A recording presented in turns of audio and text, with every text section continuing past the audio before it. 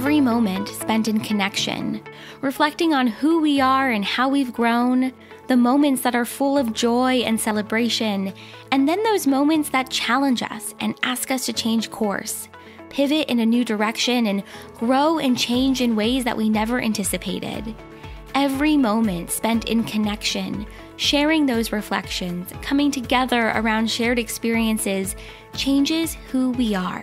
Because it allows us to get to know who we are, to get to know our hearts, and it allows us to form connections and community around shared passions, interests, and joy. Welcome to Lessons In, a new series from Seek the Joy podcast. Through conversations focusing on life's biggest lessons, this series will explore the joys we can find through these experiences and the connection and community we create through sharing our reflections. It's an open and honest look at the moments and lessons in our lives that impact us. Every episode features a conversation that will leave you feeling inspired, motivated, full of joy, and get you thinking about the experiences in your life and the lessons they've taught you.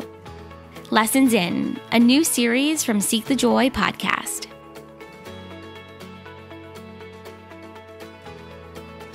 Welcome back to Lessons In. So on the podcast today, we are talking all about lessons in overcoming the fear of success. And I'm joined by Jessica Soares. Jessica is an empowerment and self-sovereignty coach and tarot reader specializing in holding space for people who are ready to live a life by design and not default. Jessica is really passionate about helping individuals go from feeling lackluster, lost, and stifled by life to feeling empowered, confident, and liberated from the ties that bind us.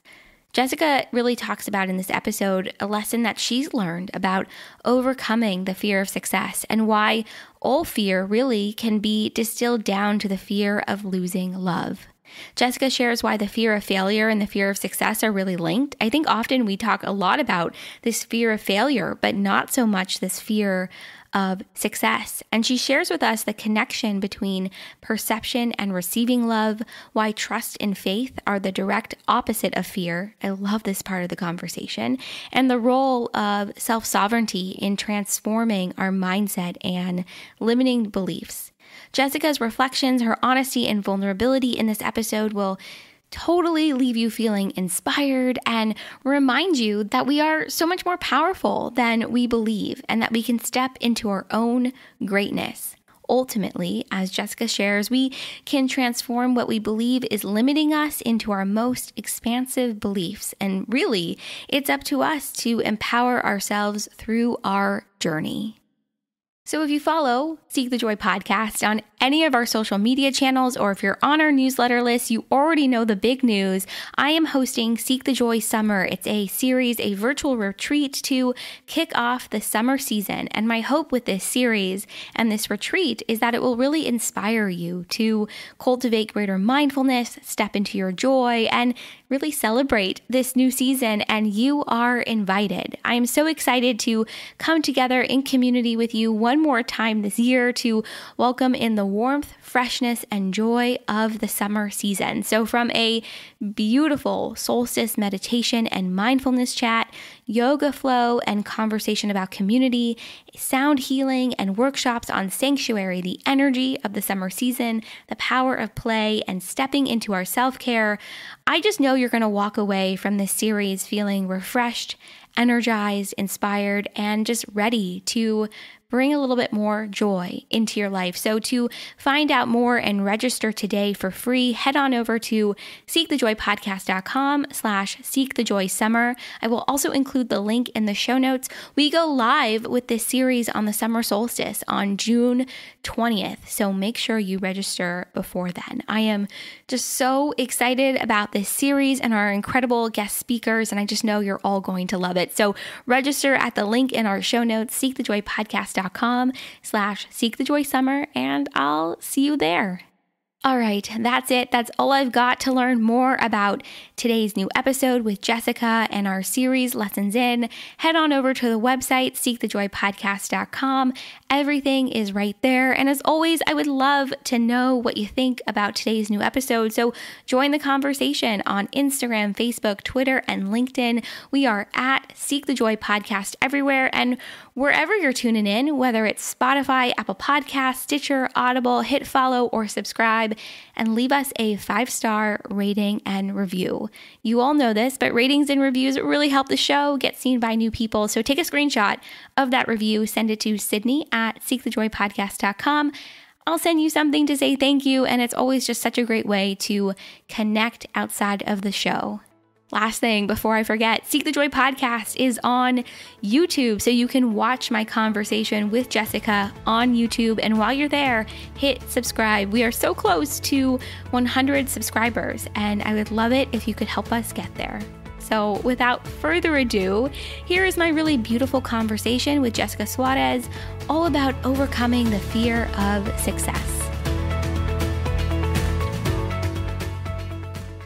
So I think it's really interesting. So many of us often focus on this fear of failure. Are we going to land on our face? Is it going to go completely the opposite way that we want? But the opposite end of that is this fear of success, which I think is really interesting. And so I'm curious, just to start, what has your experience been like with fear of success? I know you are an empowerment coach, self-sovereignty coach. I mean, you have an incredible story and background, but I'm curious where maybe this even fear of success, how has it played in your life? What role has it played?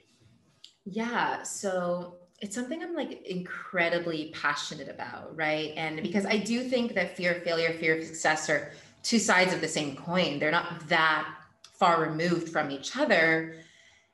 In my experience, the fear of success very often is tied to people that have the wound of being too much, right? Like they walk hand in hand. And that was as if we ever get rid of them. Is probably my big wound, right? To work through in this lifetime. I have always been like a very present, confident, loud, outspoken person. And I grew up in a society where that was really not accepted, specifically in my school environment, from women. It wasn't that it wasn't overt, it's not that people were like, no, you can't be all these things, but I felt it. I felt the messaging. I got that messaging so many times, time and time again. Oh, you're such a show off. Oh, Jessica takes on too many leadership roles. She's so bossy. All of these things that I really internalized is that like my existence, my muchness takes up too much space from other people. For me, that was the key, right? Like no one wants to think or believe that they are hurting others by their mere existence.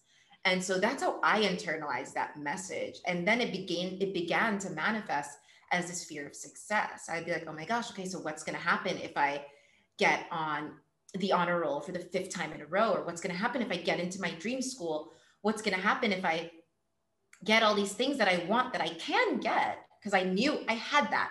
That's the thing. I never had the doubt in my skills or capabilities or intelligence. It was more so the repercussions of what getting those things would be. Would it hurt people? Would it push people away? Ultimately, would I lose love?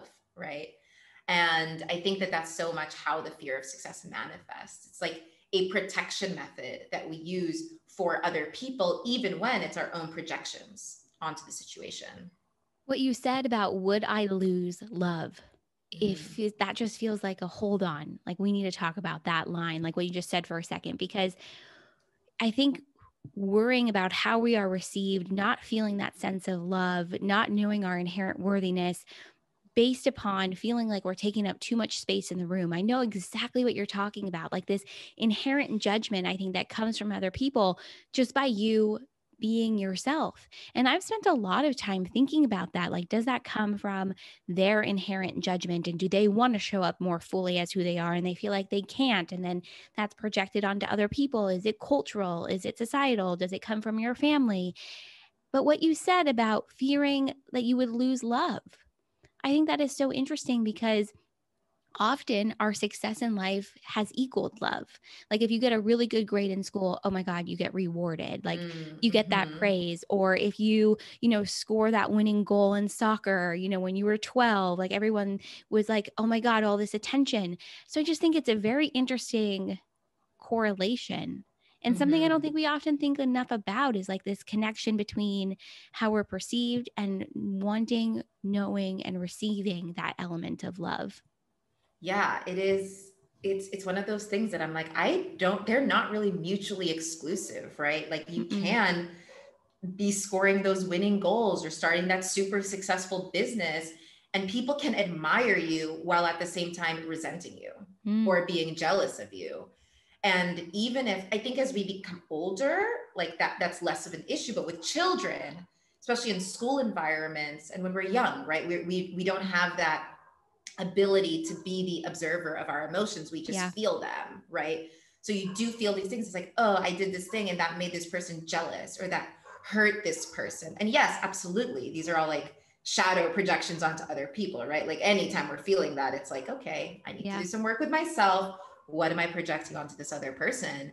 And I think that ultimately all the fears, like human fear, can Mm-hmm. be distilled down to the fear of losing love. Mm-hmm. Like we are creatures that need love to survive. We need belonging. And Mm-hmm. we have that like biologically wired. If I don't have love, I will die.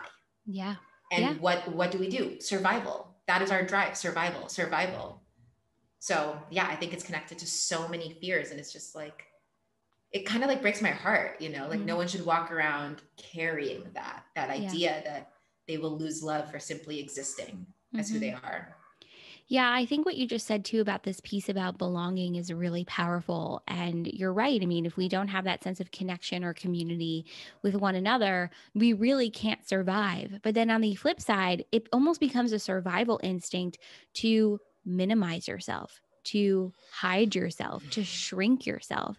And I think Mm-hmm. this sense of like survival is really key. And I think it has a lot to do with like how we were brought up. Like if you were criticized for being you, you're going to shrink yourself. And then that means Mm-hmm. you're going to shrink yourself in your relationships, at work, out into the Yeah. world. You're going to feel safer within your home probably than you do, being out in the world. And I think Yeah. it's almost I feel like there's a mindset shift that has to happen, but it comes from doing, I think, a lot of internal work. And I'm curious what your experience or your thoughts are on that. Like, what kind of mindset shift has to take place, and um, how we can even go about doing that. I mean, it feels like such a loaded question, but I really feel like it Yeah. comes down to mindset. It's such a big question. I think, like you said, yes, I think very often when that happens, right? Like we're told we're too much. So in order to protect people, to protect ourselves, we shrink. Mm-hmm. The other side is I also think we puff up. Like I Oh, think people do one of two, right? Like I don't think totally. I really went into the shrink, or I think you do both. Like there are areas in which I shrank, but there are areas where I puffed up, where Mm-hmm. it became a weapon, right? Where it became like a hammer. Like Mm. if you're gonna call me, may I swear on this podcast? Please go for it. Yeah, all If you're good. gonna call me a bitch, I'm going to be a bitch first, so Mm-hmm. that when you call me a bitch, it doesn't hurt, right? Mm. It's like that's how the shadow operates. You're either going to do too much of it or shrink it back down. And we want to find that Goldilocks, that middle space, the balance of what is just you. It Mm-hmm. is just presence, right? Mm-hmm. And that's what people feel, because there are some people that are huge. There's some people that are like, by society's definition, like such a bitch, but we love them because that Mm. is who they are, right? Like it's not that they're putting on a mask or anything. And I think that's sort of where it starts, the game, how Mm-hmm. you start to work with it. You're just like, okay, where am I shrinking and where am I puffing it up? Where am I using it as a weapon? Because they're both out of alignment. They're Yeah. both inauthentic. And getting down to the nitty gritty, right? Like, am I shrinking at school by not raising up my hand? Am I shrinking in my family by not saying this thing? Am I puffing up at work by making sure that I'm always the first one to respond, even if I have nothing to say? And getting really, really clear about those, and then doing the work to get to the root of what is that belief that's driving it, right? Like for me, it was just like my existence hurts people, right? And then finding evidence in support or in contrary to that. Very rarely will you find evidence in support of your limiting beliefs, right? You might Very find true. one or two, because we still live in a world and people have projections, but you'll find so much pieces of evidence that are in the contrary, right? Yeah. And then you begin to work with that limiting belief and you transform it into what I like to call an expansive belief, right? Like, what would the opposite of that be? By being myself, I hurt people. The opposite of that really is, by being myself, I free people. I love people. I give them the permission to be themselves. And that already, like in my body, that already feels different, right? Like the energy of that is so different. And then switching that mindset piece, absolutely. And then adding in the somatic therapy, right? Like I am everything we experience in the body. Embodiment work, somatic practices, breath work, movement is so big for me. And I think that's the biggest reason of why I healed and I'm healing. Don't like to ever say healed because I'm like, well, it's always The a journey process, continues. always a journey. Exactly. Yeah, it continues. Yeah. Exactly. But feeling it, working on the mindset and then releasing it through the body, I think are the two key. I love what you said about it, switching that limiting belief to an expansive belief. Because for me, so much of what you just shared feels like a journey of empowering yourself, of looking at that core wound, which and I'll just go with what we've been talking about, which is if I'm myself, I'm hurting others. Looking at that limiting belief, that core wound, and finding a way to flip it on its head so that it's expansive and so that you are empowering yourself. And inherent within empowerment is permission. Yes. And inherent with permission is a sense of trust, which I think Yes. is so interesting. We don't trust ourselves. And when we don't trust ourselves, we sink into those limiting beliefs. We sink into that feeling like, I can't be me. I can't show up in a way that is authentic to me. I'm going to shrink or I'm going to puff myself up. I'm going to hurt somebody else before they hurt me. This sense of trust feels like the root of it all, because trust, permission, empowerment. It's so interesting. Yeah. Trust. I love that you said that word. I say this word all the time, right? Like even yesterday on my Instagram, I was talking about core values with my people and people were sharing their core values. And then on my list of top 10, I don't actually have love. Love is not on my core values list. Wow. Trust is, because in the way that I don't think that, we like to think about love and hate as opposites. And now we've begun to move into like love and fear, right? Like I think at least in our space, most people are understanding that it really is love or fear. And in the same way that I think that fear is a root of hate, and then everything that emerges from that, trust is the root of love. You can't have real trust with fear in it. It just doesn't exist. No. So when I'm like, it's not that love is not a core value, it's that deeper level. It's that trust, faith. What is that? What does it feel like? And that activates me more than love. I love love, but love can sometimes be nebulous. And people can sometimes think of love as it's like emotion, this energy. And I'm like, it's really an action. Like it's active. It takes choice and it takes commitment. Whereas trust, I feel, or faith is the direct corollary to fear. It is what you need to heal fear, to like dissolve fear.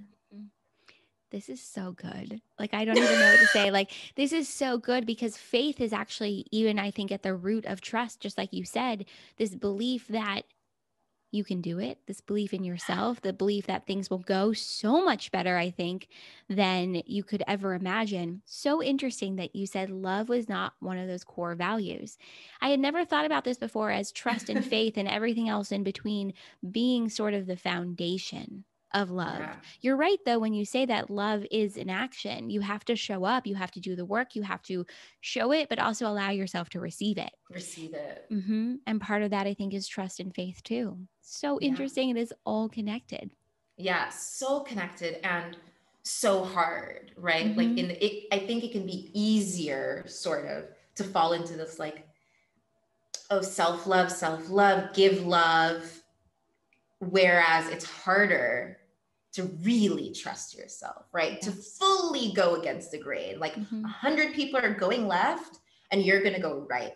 And in order to do that, you have to really, really be connected with yourself and understand also which parts of you are going to act out of trauma and conditioning, right? Societal, media, all of the big conditionings, and what is really yours? Like, what is your soul? Because that's at the heart of trust, right? And I think that is sort of like where the deeper, juicier work can happen. Yeah, it's about, I think, what's authentic to you and what's authentic to your preferences and authentic to who you are. And part of that real recognizing of what is authentic to you comes from, for me at least, has come from an inward journey of getting to know myself, of beginning to trust myself, and knowing that despite any conditioning, any messages I received growing up, either from family or society, I don't have to always integrate them. I can if I want to. It's a choice.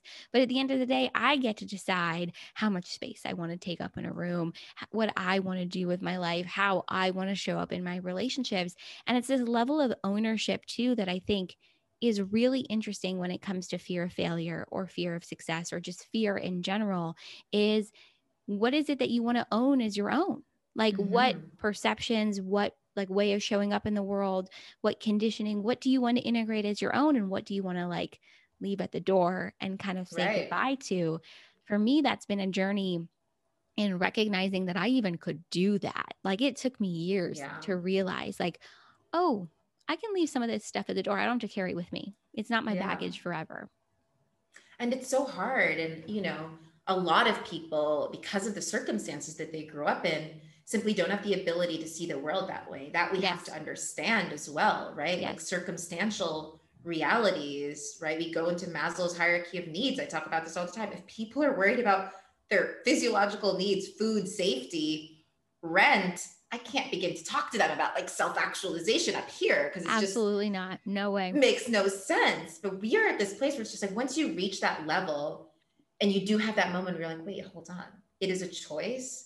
Oh my God, I love that moment. Like I just got chills. It's so, you're just like, wait, this is true empowerment. This is true sovereignty, right? When you are the only one you can be accountable to. I say this all the time. I'm like, when you reach that phase, you can't blame anyone anymore. There's no more victim mindset. It becomes removed. So you can't blame anyone anymore. And at the same time, the only person you have to celebrate, you get to celebrate when the wins come through is you. And that is like, for me, true empowerment.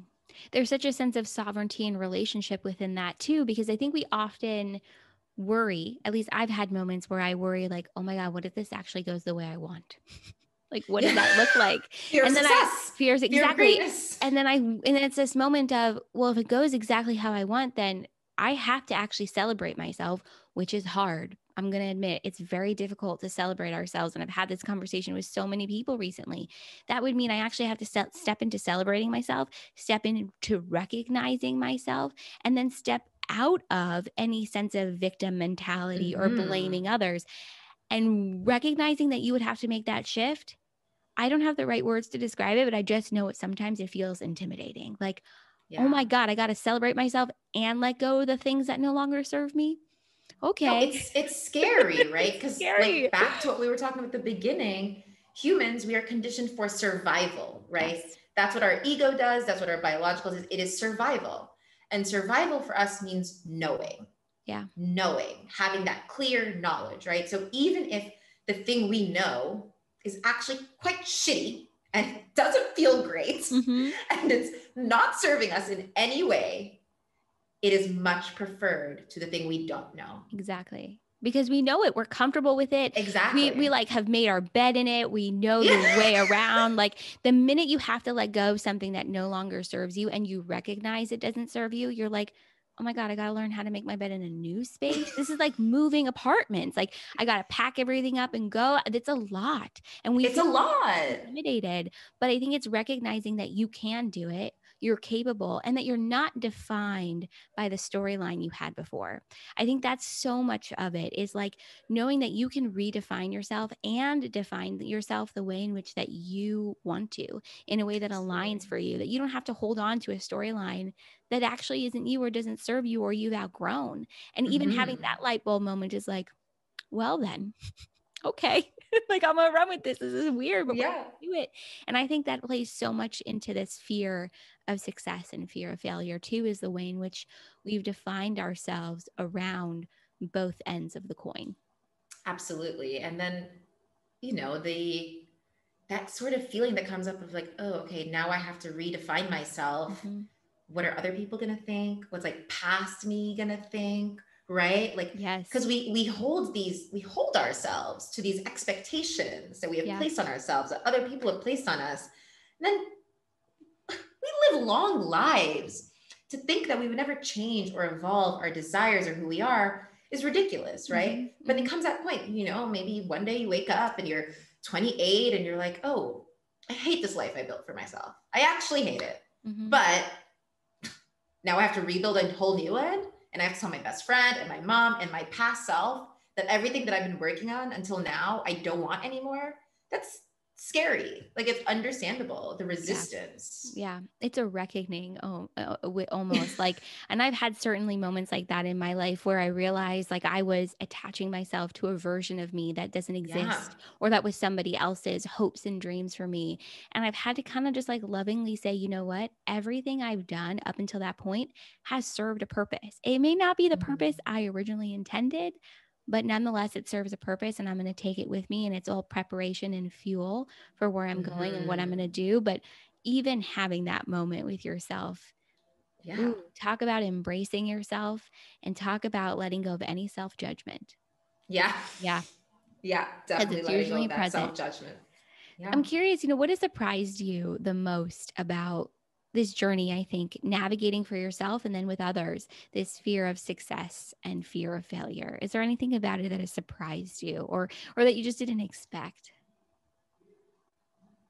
I mean, I didn't expect that I had that fear at all, right? Like, it Mm, wasn't something that I was super conscious of. Also, because it's not a fear we talk as much about, right? So I think that no. a lot of us, like, at least like later high school, college years, we can sort of come into relationship with those other fears that are more commonly spoken, our fear of rejection, failure, abandonment, any of those.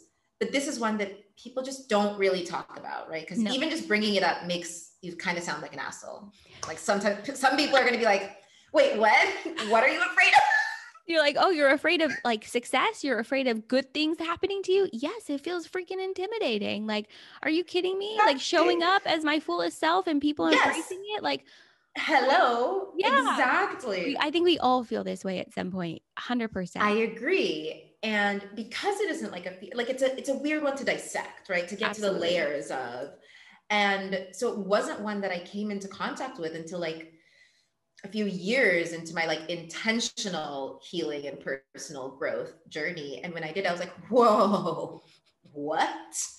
Like, this is all, and like tying it back Mm-hmm. to that wound of too muchness, right? Mm-hmm. Like, because like I said, my default was actually to puff up, right? Like, I have always been very smart. I never tried to stop being less smart. Like, it was one of those that I'm just like, okay, I'm just going to own the smartness. I did Mm-hmm. like weird little things of shrinking. Like, I wouldn't turn in my tests, even though I finished first, because I like work very fast, but I wouldn't turn them in first all the time because I didn't want people to be like, oh, look, there she's showing off, turning in her test fast all the There she time. Like, goes this again, is being the first one. Get it? that is how my mind was like processing it. Yeah. And then realizing that that was so much because of the messaging that I had received from my teachers, that like I wasn't safe for other people, or that my existence hurt other people. I was mean, my space, like I was taking away from someone else every time I was getting success. And realizing that correlation was a big one for me. And Mm-hmm. I was just like, whoa, what? Yeah. Like, it's Yeah. all tied.